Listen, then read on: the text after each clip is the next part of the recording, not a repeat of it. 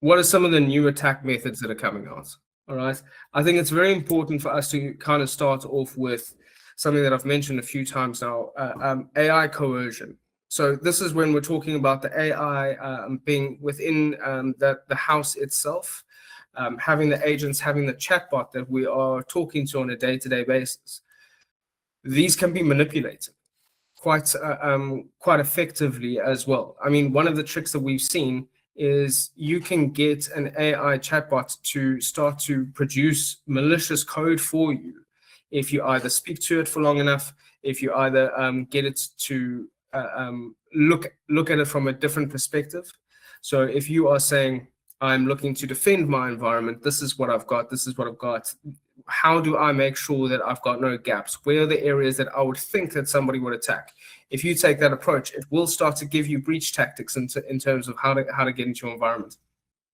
What we've seen some threat actors do is they've spoken to AI in poetry, and effectively it drops off the guardrails because it's actually looking at the poem construction rather than the words being said, and it focuses on that instead. So all of these elements can happen. This can happen within your environment as well.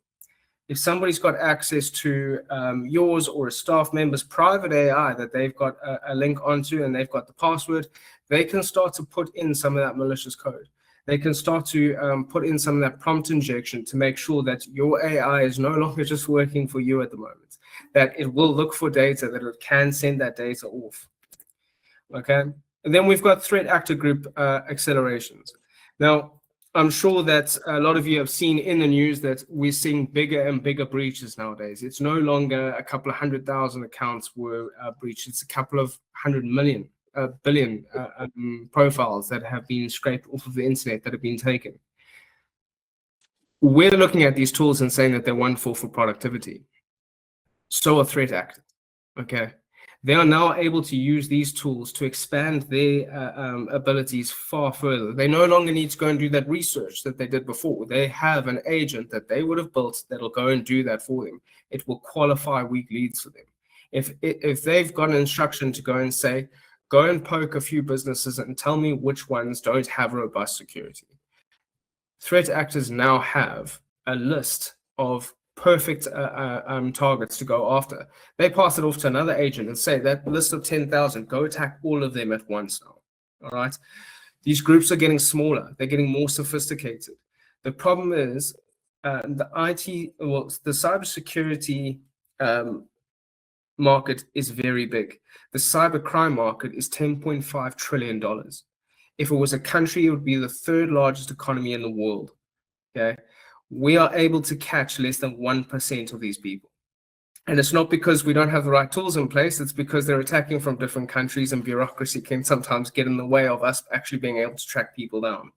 Okay, so it's a very low risk business for a lot of these guys. And now they've got that $10.5 trillion that they can effectively pull on to get the best resources, to get the best skills, to get the best outsourcing.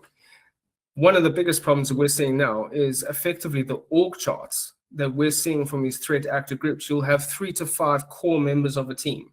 They will then reach out to go and get a breach specialist, somebody who will get them credentials to get into an environment. Then they'll have a DDoS specialist that they'll call on for larger attacks. All of this is becoming a more sophisticated game. And now we're saying that we're asking a couple of tools in our environment to defend against that. We've got a massive problem on our hands right now that they are far more advanced through the cyberspace than we are right now. Okay, which gets us to nation state threats. Okay, this is becoming real. I'm sure a lot of you have seen a lot of information coming through around supply chain attacks and making sure that we're auditing our own supply chains to ensure that they have certain credentials in place. This is becoming a very real scenario in the world. If you have a country where the water supply gets hit by a breach, public transport, cell phone networks get hit by a breach, and it takes a week to get those up, you've effectively crippled an economy for a week.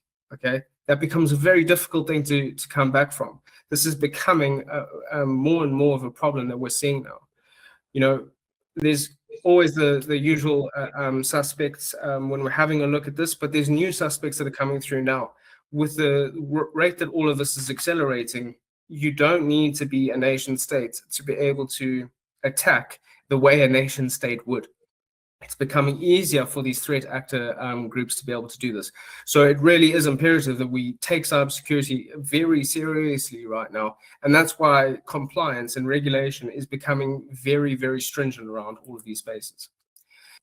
As I mentioned, the supply chain attacks, with all of the compliance that's coming through, we're now having a look at the new cybersecurity and resilience bill, which is very aligned to NIS2 in Europe as well, which effectively is forcing businesses to go and audit their own supply chain to ensure that their cybersecurity practices and their data practices are in line.